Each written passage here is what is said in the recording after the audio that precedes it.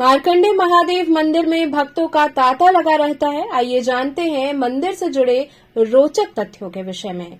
वाराणसी से करीब 30 किलोमीटर दूर गंगा गोमती के संगम तट पर स्थित मार्कंडे महादेव मंदिर में भक्तों का तांता लगा रहता है। मंदिर वाराणसी गाजीपुर राजमार्ग पर कैथी गांव के पास है। महाशिवरात्रि के अवसर पर यहां पूर्वांचल के विभिन्न जिलों से लाखों भक्त जलाभिषेक करने के लिए आते हैं। शिवरात्रि के अवसर पर यहां काशी विश्वनाथ मंदिर से भी ज्यादा भीड़ होती है। सावन माह में भी 1 माह का मेला लगता है। मार्कंडे महादेव मंदिर उत्तर प्रदेश के धार्मिक स्थलों में से एक है। विभिन्न प्रकार की परेशानियों से ग्रसित लोग अपनी दुखों को दूर करने के लिए यहां आते हैं। मार्कंडे महादेव मंदिर की मान्यता है कि महाशिवरात्रि और उसके दूसरे दिन श्री राम नाम लिखा बेलपत्र अर्पित करने से पुत्र रत्न की प्राप्ति और मनोकामना पूर्ण होती है। मंदिर के बारे में और कई कहानियां प्रचलन में हैं। मार्कंडे महादेव मंदिर के बारे में एक कथा प्रचलित है। कहा जाता है कि प्राचीन काल में जब मार्कंडे ऋषि पैदा हुए थे तो उन्हें आयु दोष था। उनके पिता को ज्योतिषों ने बताया कि बालक की आयु मात्र 14 वर्ष है। ये सुन माता पिता सदमे में आ गए। ज्ञानी ब्राह्मणों की सलाह पर बालक मार्कंडे के माता पिता ने गंगा गोमती संगम तट पर बालू से शिव विग्रह बनाकर शिव की अर्चना करने लगे। भगवान शंकर की घोर उपासना में लीन हो गए। बालक मार्कंडे के जैसे ही 14 वर्ष पूरे हुए तो यमराज उन्हें लेने आ गए। बालक मार्कंडे भी उस वक्त भगवान शिव की आराधना में लीन थे। उनके प्राण हरने के लिए जैसे ही यमराज आगे बढ़े तभी भगवान शिव प्रकट हो गए। भगवान शिव के साक्षात प्रकट होते ही यमराज को अपने पांव वापस लेने पड़े। उन्होंने कहा कि मेरा भक्त सदैव अमर रहेगा, मुझसे पहले उसकी पूजा की जाएगी। तभी से उस जगह पर मार्कंडे जी व महादेव जी की पूजा की जाने लगी और तभी से ये स्थल मार्कंडे महादेव मंदिर के नाम से प्रसिद्ध हो गया। तभी से शंकर भगवान के मंदिर में ही दीवार में मार्कंडे महादेव की पूजा होने लगी।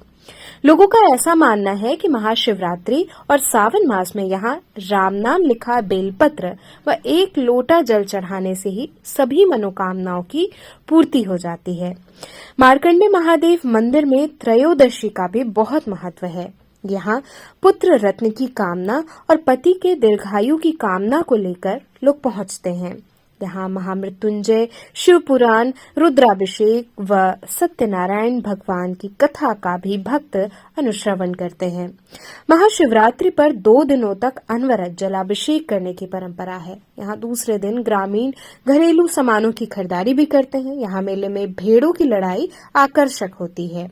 महाशिवरात्रि की पूर्व संध्या पर गाजीपुर, मऊ, बलिया, गोरखपुर, देवरिया, आजमगढ़ समेत कई अन्य जनपदों के लोगों का जमघट देर शाम तक लग जाता है। लगातार 2 दिनों तक अनवरत जलाभिषेक होता रहता है। और यहाँ पे मार्कंडे जी का प्रादुर्भाव महाभारत से पहले का है, इसलिए इनके हिस्ट्री मैं आपको बता रहा हूँ कि मृकंडस्य मार्कंडे, ब्रह्मा के पुत्र भृगु, भृगु के पुत्र मृकंड, मृकंड के पुत्र मार्कंडे। मृकंड ऋषि को कोई संतान नहीं था। हम लोग बोलते हैं बिना पुत्रो गति नास्ते। आप आम भाषा में बोलते हैं कि ये बात बाजी ने इनको पुत्र नहीं है तो अपार कष्ट होता है। ऐसे ही मृकंड ऋषि को हुआ अपार कष्ट और उन्होंने जो है भगवान अपनी जन्म कुंडली देखा, उसमें पुत्र का योग नहीं था। उन्होंने जो है भगवान ब्रह्मा की आराधना किया। ब्रह्मा ने कहा तुम्हारे भाग्य में पुत्र नहीं है। भगवान विष्णु की आराधना की, उन्होंने कहा तुम्हारे भाग्य में पुत्र नहीं है। उन्होंने कहा कोई उपाय तो होगा। बोला भगवान शिव की उपासना करो। भगवान शिव की उपासना की। शिव जी ने कहा तुम्हारे भाग्य में तो पुत्र नहीं है, लेकिन तूने मेरी उपासना किया इसलिए तुझे पुत्र की प्राप्ति होगी। कैसा पुत्र चाहिए? महर्षि मृकंड ने कहा सर्वज्ञ दीर्घायु। शिव ने कहा नहीं, इसमें 2 है। सर्वज्ञ में सब कुछ जानने वाला ज्ञानी होगा, वो 12 वर्ष के लिए होगा, और दीर्घायु जो लंबी आयु लगा होगा वो बहुत जो उम्र होगा, लेकिन ज्ञानी नहीं होगा। बोला हमें ज्ञानी चाहिए। मार्कंडे ऋषि पैदा हुए 12 वर्ष के लिए। 8 वर्ष बीतता है, इनकी माँ रोने लगती हैं। उन्होंने पूछा क्यों रो रही हो? तूने बताया कि बहुत तपस्या करने के बाद तुझे मैं पाई हूँ, तुम्हारी आयु सिर्फ 12 वर्ष के लिए। बड़ी छोटी सी प्रश्न है कि आपने तपस्या कर मुझे पाया और मैं तपस्या कर आयु बढ़ा सकूं। वही घर छोड़ते हैं, बिंदवन विंध्याचल में आते हैं। माता जी ने कहा यहाँ शांति नहीं मिलेगी, तुम आनंद वन काशी चले जाओ। आनंद वन काशी में आते हैं, बाबा ने कहा यह आनंद की नगरी है, आनंद में विभोर हो जाओगी, इसलिए तपोवन चले जाओ। यहाँ आते हैं घनघोर जंगल, मिट्टी का पार्थिव बनाकर पूछते हैं। 12 वर्ष बीत जाता है, यमराज आता है। जो ही मारकंडे को खींचना चाहता है वो मूर्ति को पकड़ लेते हैं, और मूर्ति को जो पकड़ लेते हैं स्वतः मूर्ति से भगवान शिव निकलते हैं चतुर्भुज में, और यमराज को मारने के लिए तैयार हो जाते हैं। जब यमराज को मारने के लिए तैयार हो जाए, यमराज हाथ जोड़ लेता है, मैंने क्या बिगाड़ा? जो ब्रह्मा जी ने कहा कि ब्रह्मा का दिया हुआ पुत्र नहीं है, मेरा दिया हुआ पुत्र है, मेरी आयु से है, इसलिए चतुर्युगे सहस्राणि 4000 युग बीतेगा। ब्रह्मा का 12 दिन होगा, विष्णु का 1 दिन होगा, भगवान शिव का निमिष मात्र होगा। इसलिए यहाँ पे उन्होंने कहा वर मांगो, तो मार्कंडे जी ने वर मांगा। जैसे मैं किसी माँ के गोद में नहीं मिल रहा था, आपने दिया, वैसे पुत्र के लिए कोई आता है पुत्र की प्राप्ति हो, आयु के लिए आता है आयु की प्राप्ति, जो भी कुछ मांगे उसे मेरे 3 वाक्य मार्कंडे ने बतवाया। इसके बाद उन्होंने कहा महाप्रलय दिखाइए। महाप्रलय दिखाते हैं, महाप्रलय में भी मार्कंडे का नाश नहीं होता है। अक्षय वट के पत्ते पर बालक बनकर भगवान विष्णु खेलते हैं। मार्कंडे चेष्टा करते हैं, तब तक उनके पेट में चले जाते हैं, सारे संसार को देखते हैं। महाप्रलय में भी मार्कंडे का नाश नहीं होता है।